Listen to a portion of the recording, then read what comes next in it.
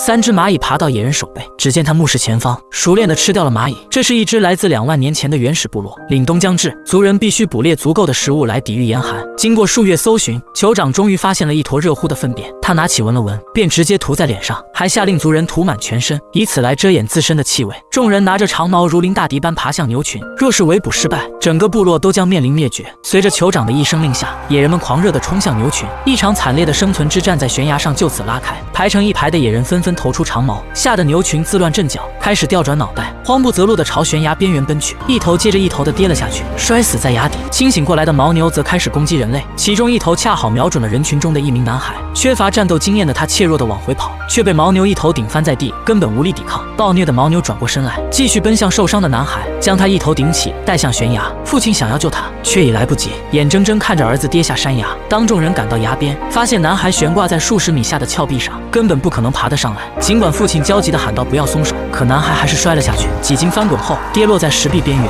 生死未卜。父亲看着陡峭的山壁，心急如焚，慌忙向下爬去，却被众人一把拉了上来。族人对他安慰道：你已经失去了儿子，我们不能再失去首领。身为酋长，你有义务带领我们返回部落。父亲心有不甘，独自在崖边拼命喊着男孩的名字，直到夜幕降临也不肯放弃。看着一遍遍的呼喊没有回应，撕心裂肺的父亲心如死灰，面对万丈深渊只能选择放弃。他哭泣着给儿子做了墓碑，强忍着悲痛转身离去。因为史前的寒冬十分漫长，他必须带着猎物和族人尽快返回部落。任谁都想不到的是，男孩只是昏死了过去。那么即将醒来的他，在绝境中又该如何脱困呢？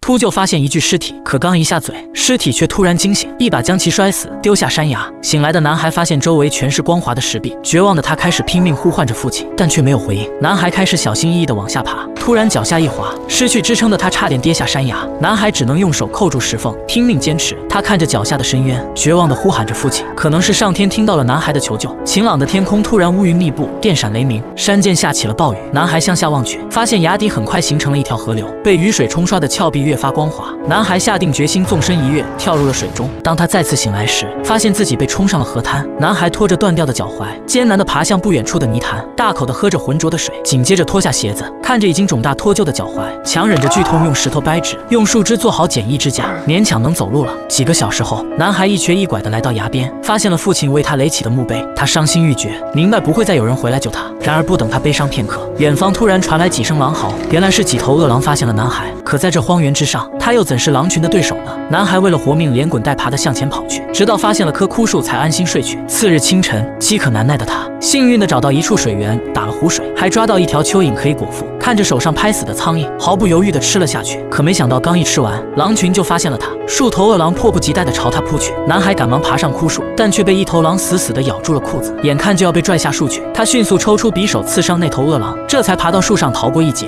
但狼群却十分不甘，在树下足足蹲守了一天一夜，才渐渐散去，只留下那头重伤的白狼，奄奄一息地昏倒在地。男孩用匕首和木棍做了一把长矛，缓缓走向白狼，准备了结了他。可当他听到白狼绝望呜咽时，还是心软了。原来男孩本性善良，从小他就是部落中最心软的那个人，在曾经的狩猎中，连一只野猪都下不去手，就连面对差点把他撕碎的狼也狠不下心。不仅如此，男孩不忍看白狼独自死去，便决定将其救下。他小心翼翼地用绳子绑住狼嘴，抱着他来到了河边，帮他清洗伤口，找了个山洞过夜。第二天一早，男孩便去采集草药，捣碎后敷到脚上消肿，却没想到白狼嘴上的绳子此时竟然挣脱了。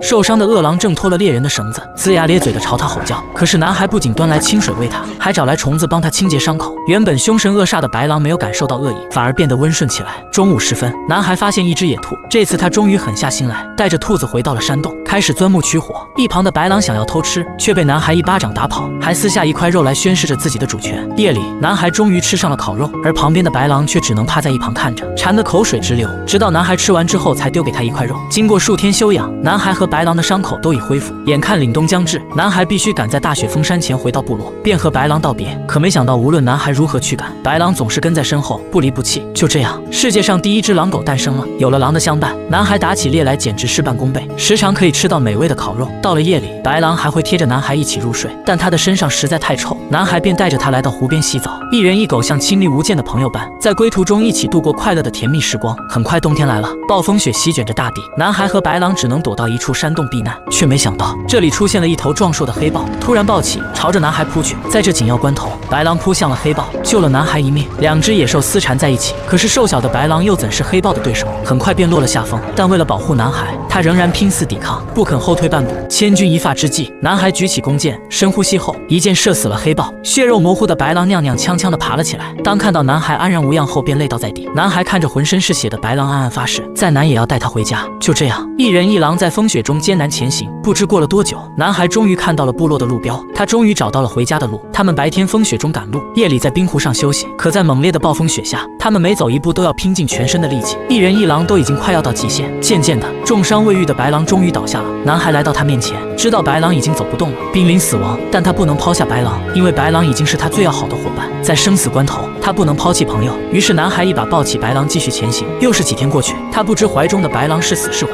只知道自己绝对不能放弃他。男孩凭借着顽强的求生意志，终于看到了部落的帐篷。当族人看到蹒跚的男孩和怀中的白狼时，全都愣住，简直不敢相信眼前的奇迹。就连父亲都以为这是过于思念儿子而产生的幻觉，直到触碰到儿子的手那一刻，才知道这一切都是真的。男孩在昏迷前艰难地恳求父母救救躺在地上的白狼。在部落巫师的救助下，白狼居然生下了几头小狼崽。原来一直以来，白狼都怀着孩子。随着冰雪消融，小狼崽也逐渐长大。这个部落也由于狼的加入开始逐渐壮大，而狼随着不断被驯化，成为了人类最忠实的伙伴。